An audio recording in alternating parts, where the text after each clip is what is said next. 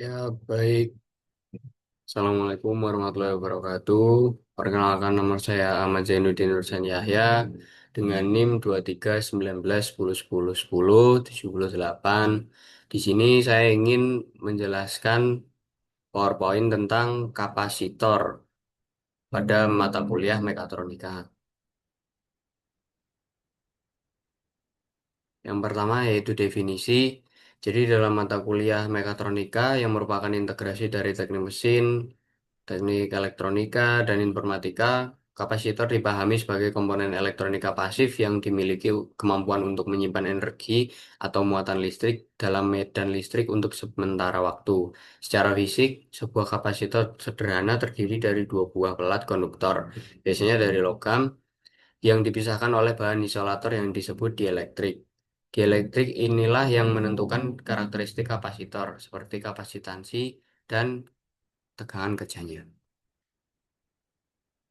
Lalu selanjutnya yaitu ada fungsi-fungsi dari kapasitor. Yang pertama yaitu penapis sebagai penapis sinyal atau filter. Nah, filter ini dibagi menjadi tiga macam, yaitu yang pertama low pass filter atau LPF yang berfungsi untuk memblokir frekuensi tinggi. Lalu yang kedua high pass filter atau HPF untuk memblokir frekuensi rendah. Lalu yang ketiga yaitu filter power supply yang berfungsi untuk menstabilkan tegangan. Yang kedua ada coupling dan decoupling. Coupling ini memisahkan komponen DC dengan arus DC, dengan arus AC, maaf. Lalu untuk decoupling atau bypass ini sendiri fungsinya untuk memintas noise atau fluktuasi tegangan yang tidak diinginkan langsung ke ground.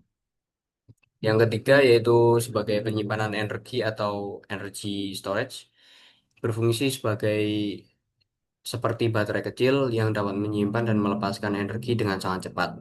Lalu yang keempat ada pengaturan waktu atau timing yang berfungsi bersama dengan resistor, kapasitor membentuk rangkaian RC. Waktu pengisian dan pengosongan kapasitor dapat diprediksi. Biasanya digunakan untuk membuat osilator sederhana, contohnya seperti pembangkit gelombang, lalu menghasilkan delay atau penggunaan pada rangkaian.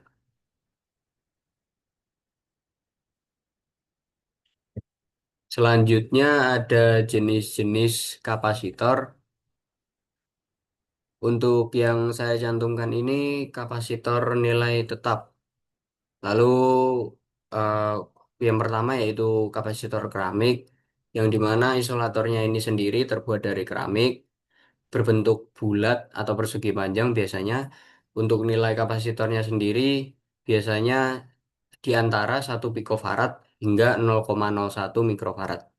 Lalu yang kedua kapasitor polyester, yang isolatornya ini terbuat dari polyester, lalu berbentuk persegi persegi empat, dan untuk nilai kapasitornya ini berada di antara 1 nanofarad hingga 15 mikrofarad.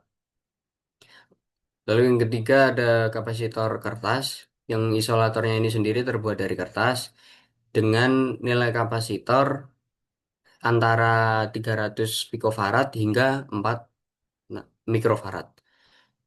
Lalu ada kapasitor mika, yang dimana isolatornya ini terbuat dari mika dengan nilai kapasitornya berada di antara 50 picofarad hingga 0,02 mikrofarad. Selanjutnya ada kapasitor elektrolit. Isolatornya ini sendiri terbuat dari elektrolit, biasanya berbentuk tabung atau silinder. Lalu untuk nilai kapasitornya berada di antara 0,47 mikrofarad hingga ribuan mikrofarad. Lalu yang terakhir ada kapasitor tantalum. Untuk isolatornya ini sendiri sama seperti kapasitor elektrolit, yaitu terbuat dari elektrolit. Untuk kapasitor tantalum ini sendiri berukuran kecil atau mungil. Lalu untuk nilai kapasitornya ini 0,47 mikrofarad hingga ribuan mikrofarad. Dan untuk kapasitor keramik, kapasitor polyester, dan kapasitor kertas sama kapasitor mika ini sendiri masuk ke jenis kapasitor polar. Lalu untuk kapasitor elektrolit dan kapasitor tantalum ini masuk ke nonpolar. Bisa dilihat dari simbol ini, simbolnya berbeda. Jadi untuk kapasitor polar ini bisa dibolak-balik. Sedangkan kapasitor nonpolar ini nilai plus dan minusnya sudah ditentukan. Next ada persamaan, persamaan-persamaan yang digunakan dalam kapasitor. Yang pertama yaitu kapasitansi, persamaan untuk mencari kapasitansi. Ada C sama dengan Q per V. Yang dimana C ini kapasitansi dengan notasi Farad, lalu ada Q atau muatan dengan notasi kolom atau C, lalu ada V yaitu tegangan dengan notasi V. Lalu untuk energi yang tersimpan persamaannya yaitu E sama dengan setengah kali C kali V kuadrat. Untuk E sendiri yaitu energi yang tersimpan satuannya yaitu Joule dengan notasi J. Lalu untuk C sama seperti yang tadi kapasitansi satuannya Farad dengan notasi F. Lalu untuk V sama juga tegangan satuannya volt dengan notasi V. Lalu untuk persamaan konstanta waktu, tau sama dengan R kali C. Yang dimana tau ini konstanta waktu dengan satuan waktunya second. Untuk R ini sendiri yaitu resistansi total dalam rangkaian satuannya ohm. Lalu C sendiri ini kapasitansi dengan satuan farad. Selanjutnya ada persamaan pada susunan rangkaian kapasitor, yang dimana seri ini, susunan seri dan susunan paralel ini rumusnya sama seperti rumus rangkaian resistor. Cuma di sini bedanya yaitu dibalik. Untuk seri ini sendiri, untuk muatan listriknya ini sama, Q, QS sama dengan Q1, sama dengan Q2, sama dengan Q3. Dan untuk beda potensialnya ini sendiri, V1 plus V2 plus V3. Lalu rumus kapasitansinya, yaitu untuk seri ini menggunakan seper C, sama dengan seper C1, seper C2, plus seper C2, plus seper C3, plus seper CN.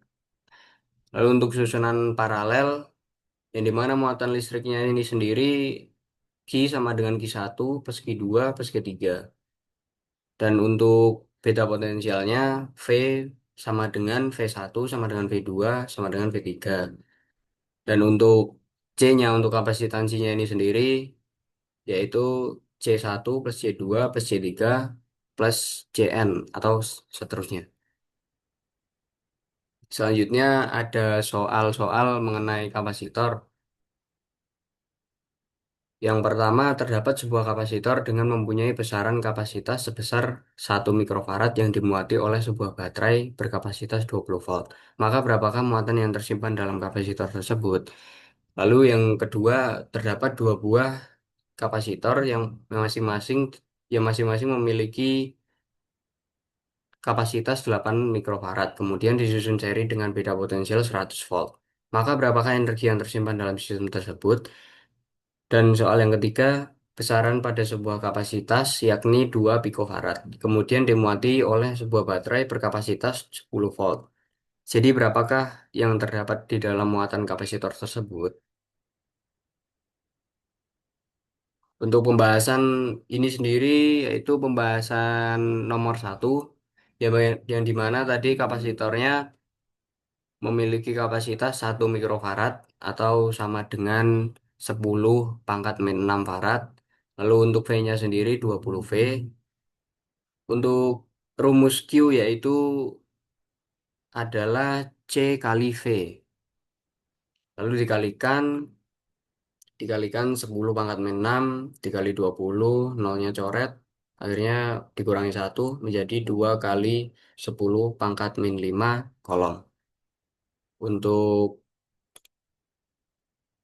muatan yang tersimpan dalam kapasitor. Lalu yang pembahasan soal kedua, sini diketahui di susun rangkaian seri yang dimana C1 dan C2-nya masing-masing memiliki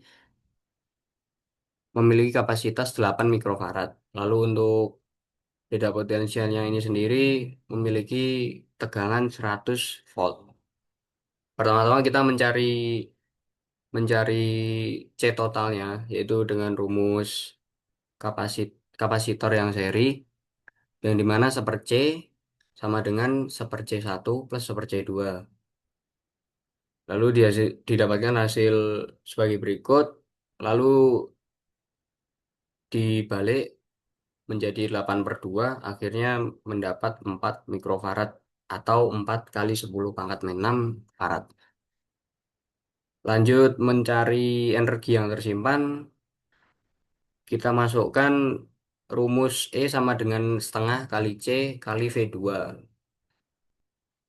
Setengah kali C yang sudah kita cari tadi, 4 kali 10 pangkat min 6, dikali tegangan 100 volt kuadrat. Didapatkan hasil sebagai berikut. Hasilnya yaitu 2 kali 10 pangkat min 2 sama, atau 0,02 Joule. Untuk pembahasan soal yang terakhir, diketahui muatan muatan kapasitas, muatan kapasitor,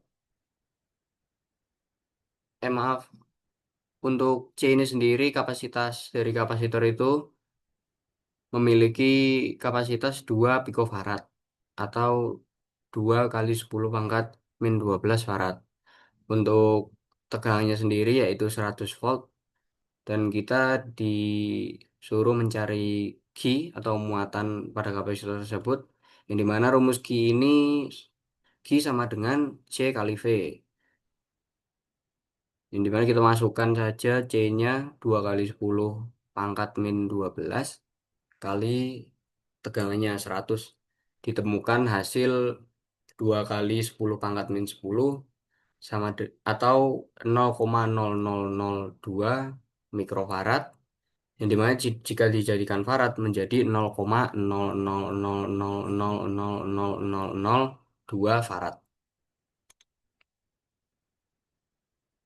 Baik, mungkin itu saja dari saya. Bila ada kurang atau salah kata dalam presentasi saya mohon maaf. Wassalamualaikum warahmatullahi wabarakatuh.